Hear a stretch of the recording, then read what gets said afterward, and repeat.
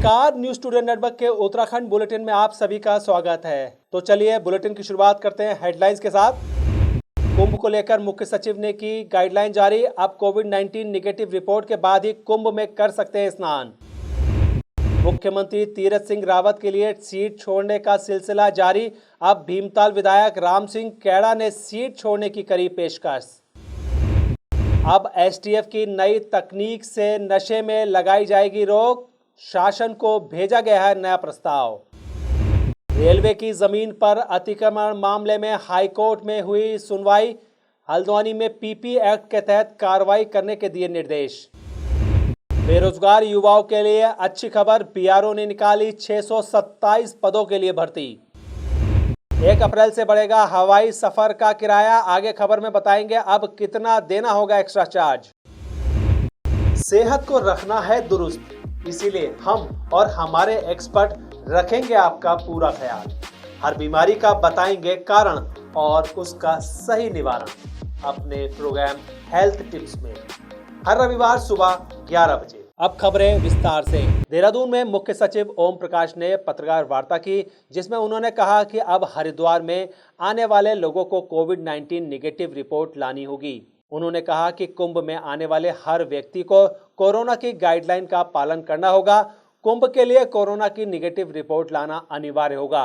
इसके साथ ही कुंभ आने वाले लोगों को एक और विकल्प दिया गया है, जिसके तहत वह कोरोना वैक्सीनेशन की सर्टिफिकेट भी दिखा सकते हैं। वहीं आपको बता दें कि मुख्यमंत्री तीरथ सिंह रावत द्वारा दिए बयान के बाद कुंभ में आने के लिए लागू की गई शर्तों को लेकर पर्यटकों और श्रद्धालुओं में काफी असमंजस था, लेकिन अब मुख्य सचिव के बयान के बाद स्थिति बिल्कुल स्पष्ट हो गई है।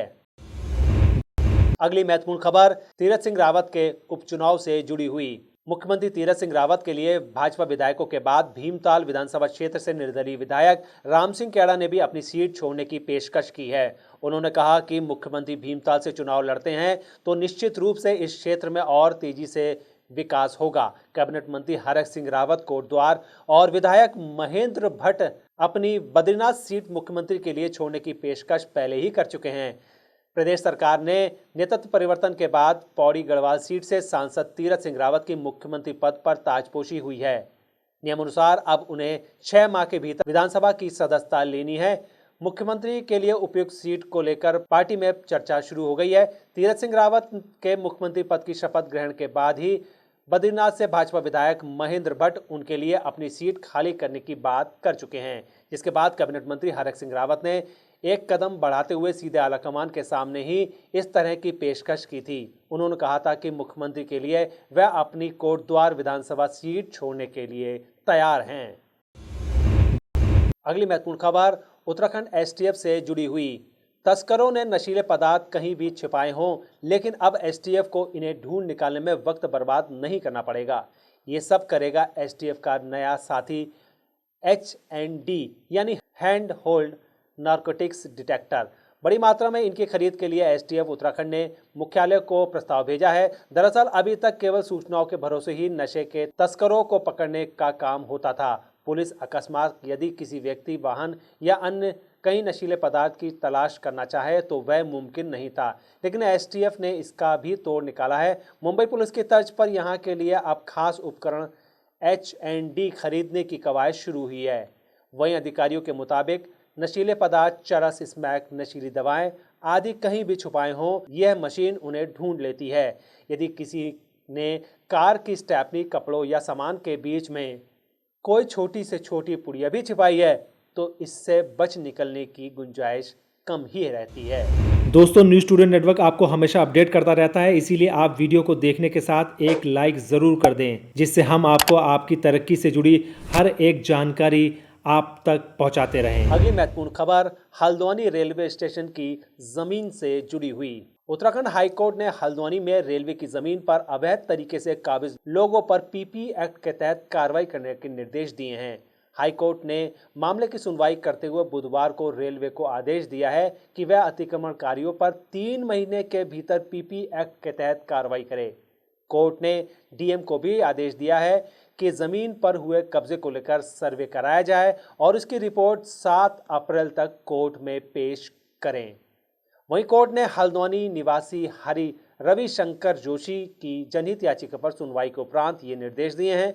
जोशी ने याचिका में कहा था कि गफूर बस्ती में रेलवे की भूमि पर 4,365 अतिक्रमणकारियों ने कब्जा किया हुआ है।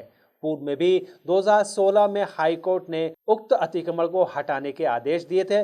विपक्षी गणों ने इस आदेश को सुप्रीम कोर्ट में चुनौती दी थी। सुप्रीम कोर्ट ने रेलवे को 3 महीने में अतिक्रमणकारियों के प्रार्थना पत्रों की सुनवाई के बाद ही कार्रवाई करने के आदेश दिए थे। उसे 31 मार्च 2020 तक का समय दिया गया था। अगली महत्वपूर्ण खबर रोजगार से जुड़ी हुई। बॉर्डर रोड ऑर्गेनाइजेशन ने 627 पदों पर भर्ती के लिए नोटिफिकेशन जारी किया है। इन पदों के लिए एप्लीकेशन प्रोसेस शुरू हो चुकी है, जो आवेदन की आखिरी तारीख यानी 5 मई तक जारी रहेगी। इस रिक्रूटमेंट ड्राइव के जरिए draftsman, supervisor, store, lab assistant समेत 627 पदों पर नियुक्ति की जाएगी। इच्छुक कैंडिडेट ऑफलाइन आवेदन कर सकते हैं। इन पदों के लिए कैंडिडेट्स का selection physical efficient test, practical test और रिटन टेस्ट के आधार पर किया जाएगा। इन पदों के लिए 10वीं, 12वीं और ग्रेजुएट कैंडिडेट्स अप्लाई कर सकते हैं। पदों के मुताबिक विभिन्न एजुकेशनल क्वालिफिकेशन की जानकारी के लिए ऑफिशियल नोटिफिकेशन देख सकते हैं। इसके लिए आप कंप्यूटर स्क्रीन पर www.bro.gov.in पर जाकर जानकारी ले सकते हैं। अगली महत्वपूर्ण खबर हवाई यात्रा से जुड़ी हुई। हवाई सफर के लिए किराए में बढ़ोतरी के बाद अब एविएशन सिक्योरिटी फीस भी बढ़ने वाली है। एएसएफ का भुगतान यात्रियों द्वारा किया जाता है। 1 अप्रैल से घरेलू यात्रियों के लिए एविएशन सिक्योरिटी फी 200 रुपये होगी, जो अभी तक 160 रुपये है। वहीं अंतर्राष्ट्रीय यात्रियों के लिए ये फीस $12 हो जाएगी, जो अभी $5.2 है। एविएशन सिक्योरिटी फीस की नई दरें 1 अप्रैल 2021 से जारी होने वाली टिकटों पर लागू होगी। वहीं हाल ही में सरकार ने डोमेस्टिक हवाई किराए को लोअर लिमिट 5% बढ़ाने का फैसला किया है। इसकी वजह एविएशन टरबाइन फ्यूल यानी एटीएफ की बढ़ रही कीमतें हैं। हवाई किराए की अपर लिमिट फिलहाल मौजूदा स्तर पर ही रहेगी। इससे पहले फरवरी में सरकार ने हवाई किराए के प्राइस बैंड को बढ़ाने का फैसला किया था। उस समय मिनिमम किराए में 10% और मैक्सिमम किराए में 30% का इजाफा किया था। अब एएसएफ भी बढ़ने से हवाई सफ़र करना और महंगा होने वाला है। दोस्तों, हमारा यह वीडियो आपको कैसा लगा आप हमें कमेंट बॉक्स में ज़रूर बताइएगा। अगर आप इसको YouTube पर देख रहे हैं तो हमारे चैनल को सब्सक्राइब करिए। अगर आप Facebook पर देख रहे हैं तो हमारे चैनल को लाइक करिए और हमारे पेज को फॉलो करें। नमस्कार।